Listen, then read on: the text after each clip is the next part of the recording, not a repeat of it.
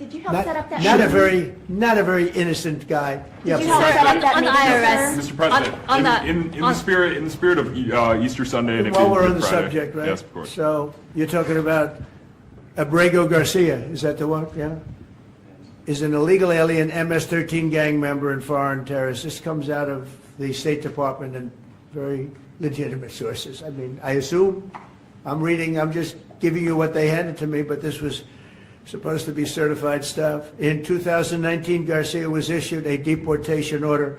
2 separate judges affirmed Garcia was a member of MS-13, which is a gang that may be even worse than Tren de Aragua. It may be worse. They kill people with knives because it's more painful. Very famous for the knifing and killing of 2 young 16-year-old girls walking to school one day, and they sliced them up into little pieces and killed them. That's MS-13. And 2 separate judges affirmed Garcia was a member of MS-13. When Garcia was originally arrested, he was wearing a sweatshirt with rolls of money pouring out, an MS-13 gang symbol that he was driving with 2 other known violent MS-13 gang members, 2 of the most violent members that we know of in the MS-13 gang of thugs.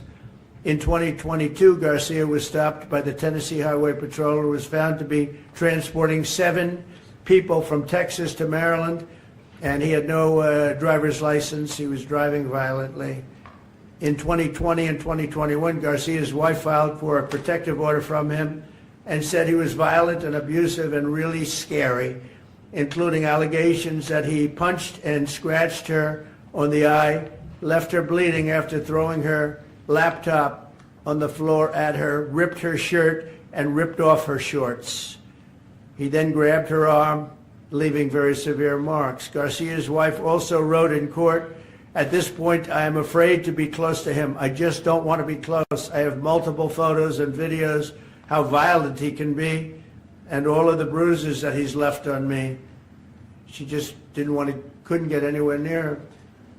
This is the man that the Democrats are wanting us to fly back from El Salvador to be a happily ensconced member of the USA family. Isn't it a shame? And by the way, I've been hit pretty hard by fake shows, fake news, MSDNC in particular, where they talk about how evil I am, that this man would be thrown out of our country. This man is according to certified statements that we get, is a very violent person. And they want this man to be brought back into our country where he can be free and to stay as a happily Maryland, they call him the Maryland man. He's a Maryland father. No, this is a violent person. Who they don't talk about is that wonderful angel mom who lost her daughter, who had 5 beautiful children, and she was killed violently. And, she spoke, and she spoke unbelievably. I saw it. And the fake news didn't pick it up. She spoke. She was in tears. She's devastated. Her life is, essentially, she's told me her life is like over. But there was I think no stories. Isn't that true? No stories. Yes, sir. 0 stories. It was the most emotional thing. Everybody that watched it, they couldn't believe it. The fake news refused to put it up. So it's very sad. And yet they talk about this guy like he's an angel. See the angel up there? They think he's like that, like a little angel. Do you encourage Sir, other also, Democrats to visit? Would you be open to It has letting no Iran? impact. The way she let it. No impact. It's just unbalanced when you do that. Go ahead. Sir, on Iran, would you be open to letting Iran keep some kind of civil nuclear program, or would the entire program need to be dismantled? I'm for stopping Iran, very simply, from having a nuclear weapon. They can't have a nuclear weapon. So the I entire want program Iran dismantled? to be great and prosperous and terrific. I stopped them once they were broke and they didn't have any money for Hamas. They didn't have any money for Hezbollah. There wouldn't have been an October 7th disaster. They were broke. They had no money, and they weren't spending it to terrorist organizations because they had none. When Biden came in, he took all the sanctions off. China wasn't allowed to buy. I said, if you buy, because they're the biggest customer, I said, you buy 1 barrel of oil. Just 1 barrel of oil from Iran, and you can't do business in the United States. And by the way, we have nice conversations going with China just to intercede, you know. It's like really very good. But Have you spoken with Xi? with Iran, they can't have a nuclear weapon, and if they have a nuclear weapon, you'll all be very unhappy. You'll all be very unhappy. Have you spoken with Xi? Your life, Who is leading your those life trade will be in talks? great danger. Yeah. Mr. President. Yeah.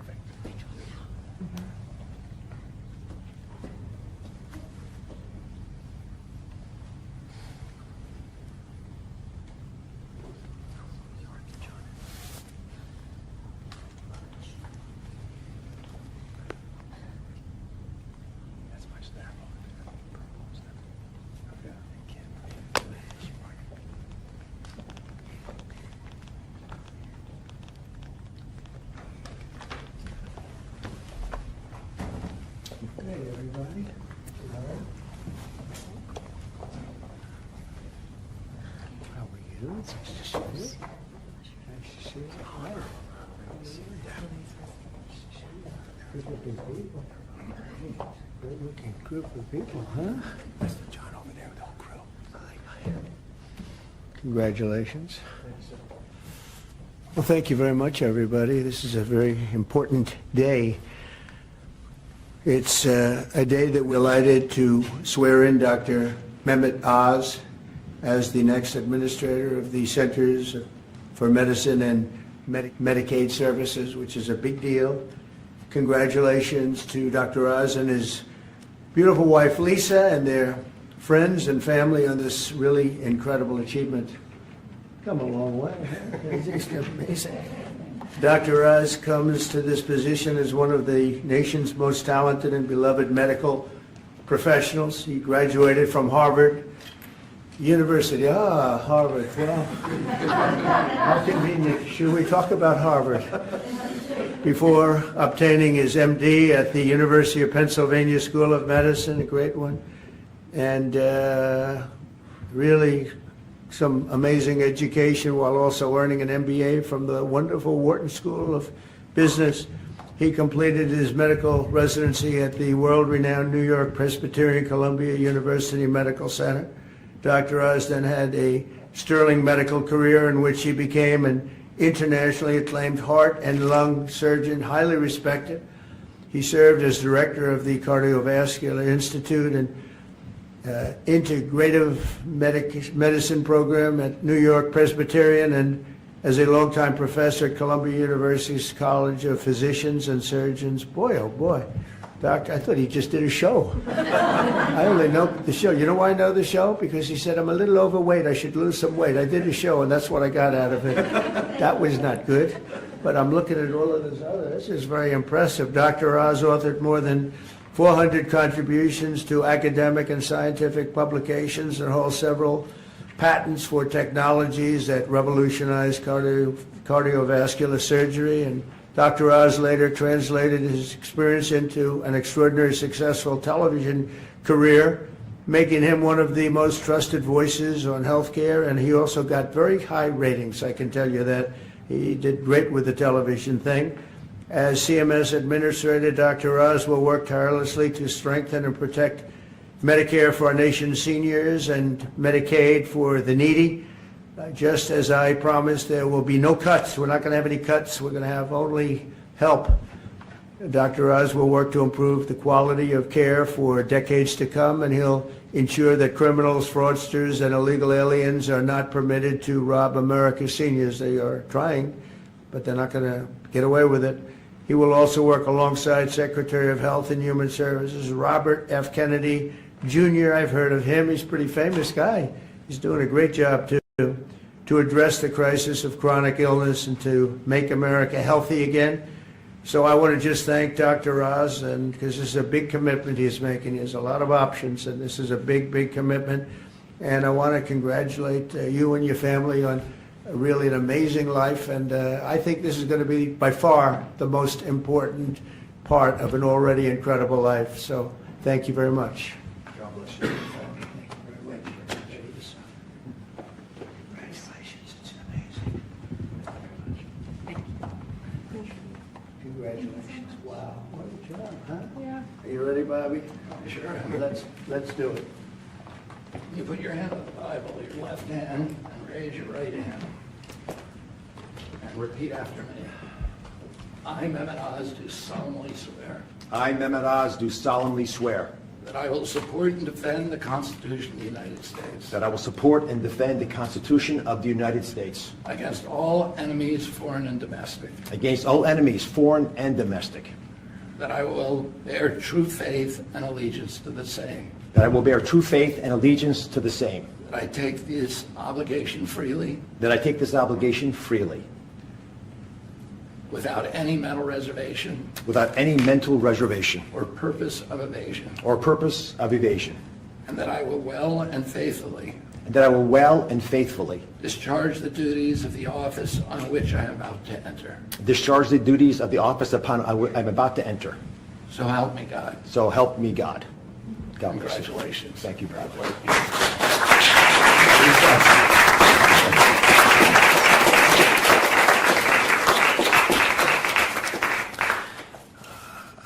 I've got to start off by thanking three people.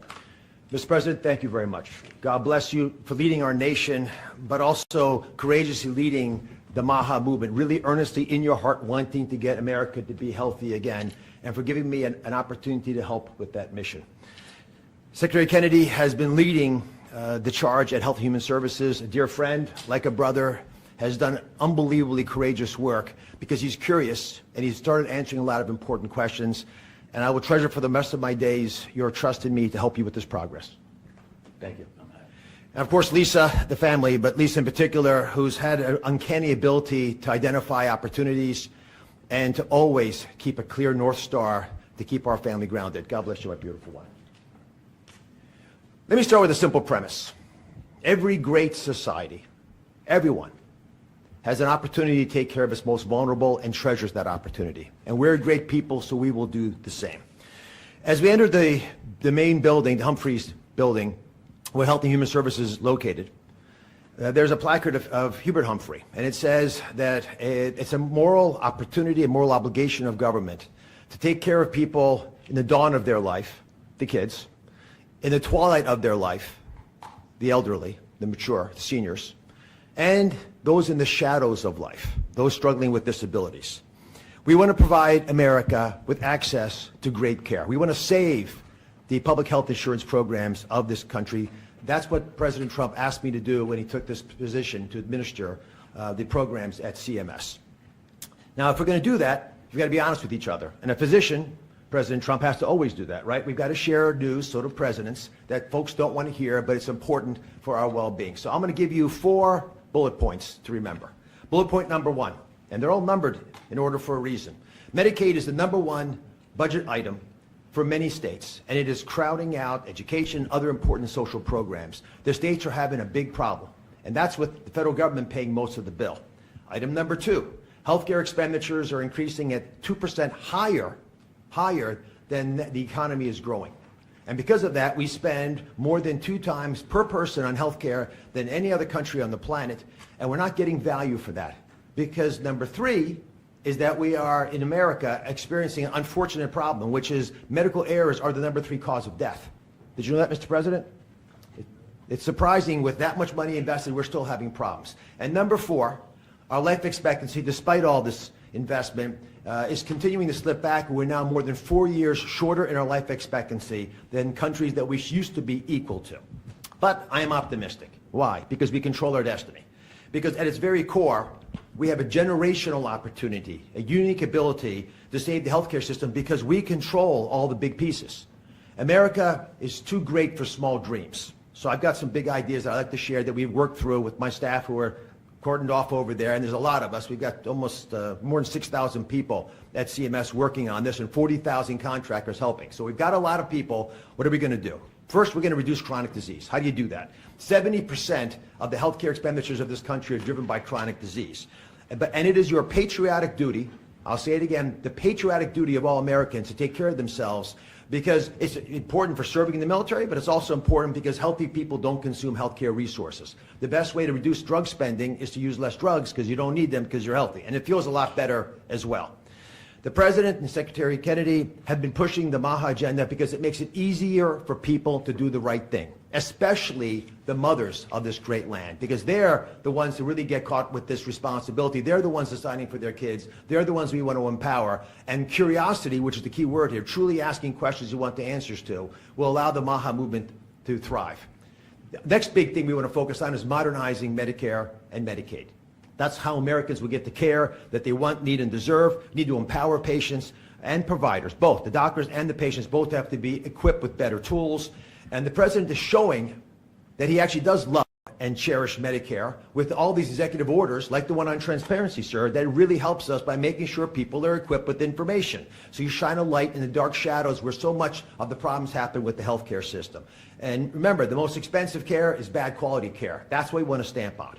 And finally, we want to crush fraud, waste, and abuse. This is stunning to me. I've got a message for all the bad guys from me, the Secretary, and the President.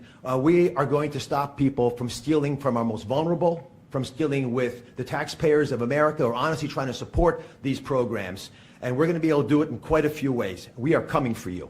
I'll give you a couple examples. Mr. President, these are ones that you may want to use in some of your future conversations. Almost 250,000 people, American citizens, were fraudulently enrolled without their knowledge in exchange programs by brokers who were unscrupulous, stealing from the U.S. government by pretending these people were on programs they never told them about. Tens of millions of dollars, Mr. President, are being spent on illegal immigrants receiving Medicaid in California, and they're pushing the bill to us. Should we stop that? I think so. That will not continue. We're spending about $1 billion on Medicaid programs for dual state eligible patients, which means you live in one state, but the system thinks you're in another state, and maybe a third state, and we're paying all 3 states for services you're not getting because you don't live in 3 states.